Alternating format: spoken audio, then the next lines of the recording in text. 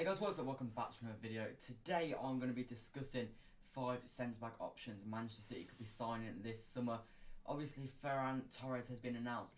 I recorded a video for that yesterday, so make sure to go and click that in one of the I buttons at the top. Ake is set to be announced in the coming days. He's having a medical at City today, so he should be definitely announced this weekend, probably after Madrid, you'd guess. But yeah, today I thought we would go through some of the possible options Manchester City could sign this summer. Before we do get into today's video though, make sure to leave it a like and subscribe if you haven't already. We are going for the 10k mark as soon as possible. Hopefully we can hit it before City are out the Champions League, or win it potentially. I will be live streaming the Champions League on Friday, so make sure to check that out. And press the notification bell so you're notified the second I go live. Anyway, now on to the video. Obviously, City at the moment we have Laporte, Ake, Garcia, Stones, Otamendi and Tosin Adarabioyo as our defensive options. I can see Stones and Otamendi both leaving, probably get around 40 million for them combined, maybe 30 probably. I also think it's likely Tosin will go out on loan. However, if Garcia does leave for Barcelona, which is rumoured, then I can see us either keeping Tosin or Stones around. Now ideally, if you sell all the players that I've just said, you're probably going to get around, like I said, 30 to 40 minutes put towards the defender. So price-wise, I don't really think we've got a problem. It's just about keeping it reasonable. Yeah, all these players are pretty realistic, and I think they have all been rumoured to us at some point in the last year. Anyway, we're going to start off with my first option. Is Diego Carlos. Diego Carlos is 27-year-old. He's 6'1", so reasonably tall, not too tall, but you know, not below 6 foot, which is what Garcia is. And that can potentially become an issue in the Premier League. Current plays for Sevilla. He's only had 1 year there, but the year before he was at Nantes. So whether you can really say that he's prepared for a move to City is definitely under debate. He's only had one standard year, but this year, from what I hear, he's been good. I can't say I know too much about him. He is a Brazilian player.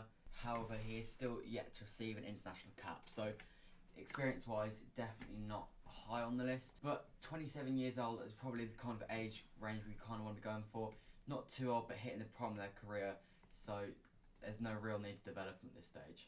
You've also got to say Liverpool signed Van Dijk when he wasn't really experienced. So it kind of swings and roundabouts. And yeah, I know he was experienced, but he'd never experienced the top level, and he's clearly gone to excel. So someone like this could quite easily excel at a club like City. Who knows? But yeah, he is number 1 on the list. In order to bring to City, he would probably cost 50 to 60 million, I reckon. So a bit less than some of the other options, but still very, very expensive. We are talking an elite level transfer fee here. Moving on into option number 2, Milan Skriniar. Skriniar is younger than Carlos. He is only 25 years of age. He, however, has been at Inter for a few years now and has been playing at top level for some time now. He is 6'2", obviously, like I said, playing for Inter Milan, and has been on the radar of top clubs for a number of years now. City supposedly were going in for him last summer as well, and I think the summer before that, and Inter put a £100 million price tag on him, or €100 million price tag on him. However, due to the COVID market, I have a feeling that he may end up going for a more cut price deal. Not so much cut price, but I'm saying around 60 million, much like Diego Carlos, would be enough. For 60 million, I think it'd be an alright transfer. Decent levels of experience, a perfect age. 25 for me is the perfect age to be signing a player in this position. For a defender, you're looking at 9-ish years at a top level for a centre-back, like I just said. So you are signing someone that is going to be there long term if they succeed at City. Next on my list, I have the main option. He's the one I think most City fans are probably saying they want. It is Napoli's Kalidou Koulibaly. Koulibaly is 6'1", so he's the same height as Carlos. And however, he is 29. Obviously, City, we don't usually sign players that old, and 29 years old is pretty old, to be fair. And as old as it sounds though, like I said with Skriniar, you can probably get to, I reckon, 33, 34 at a top level with a defender, because they rely a little bit less on pace. Although I agree these days, especially in such a high line at City, you probably do need pace. But I do think you get four very, very good years. With Koulibaly, gotta remember Van Dijk is 29, so Koulibaly's span probably goes as far as Van Dijk's. He's obviously playing for Napoli at the moment, been there for a few years, and is definitely considered one of the best defenders in the world at this moment in time. One thing that could hamper this deal for definite is Man City's poor relationship with Napoli after the Jorginho deal fell through, and he went to Chelsea back in, 2018-19. And if we do go in to buy him, it definitely won't be until Napoli knocks out the Champions League, because Napoli won't want one of their main players being unsettled for the remaining fixtures. At the moment, City look like they're trying to set a price limit of 65 million. Napoli seems to be way out the water with that. We don't know what figures they're saying, but City just don't seem to be cooperating with that at all. So it's definitely something stupid, and if it's triple figures or something, then we're just not going to pay that. I would limit 70 million probably on this transfer, potentially 80 at a push, but I don't want to be breaking world records for defenders. In my opinion, if you send an 80 million defender that's 29, it's just a waste of money. And I get he's a great defender, but I just wouldn't go that far to get just a defender, especially when you've got someone like Eric Garcia coming through. I'd be all over trying to keep Garcia. Koulibaly has a reputation for being a large, quick and aggressive defender. He has also proven himself in a system like Pep's under Sarri, being able to play out from the back, which is something that's very important at City. And if you can't do that, there is going to be problems, and there'd be no risk of that with Koulibaly, because like I just said, he's proven himself at playing that way. And in my opinion, he is the perfect short-term replacement for that kind of right-sided centre-back. He'd be the perfect partner for Laporte. And like I said, if we can keep hold of Garcia, you'd say play Koulibaly for the 4 years that he's good, and by then Garcia will be heading nearly into the prime of his career, and probably sets him up perfectly. And in that time, don't forget, Koulibaly doesn't have to play every game. Garcia can play cup games and every now and then in the league. He'd still be getting enough game time to be developing at a good rate, I think.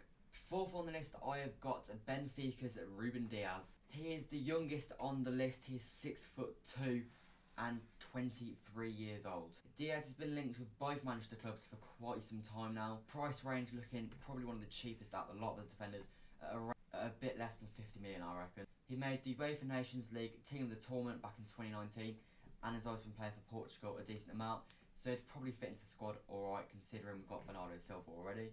I think the signing of Dias, however, is quite unlikely.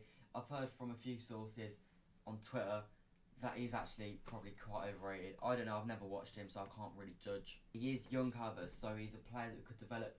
However, I'm not sure this is what we want. I think we're probably more after a proven player, because I think Pep's probably looking more to be developing the likes of Ferran Torres than another defender, and I think for now we just want someone that's going to fix the problem here and now. So for that reason, I reckon Ruben Dias probably isn't the route to go.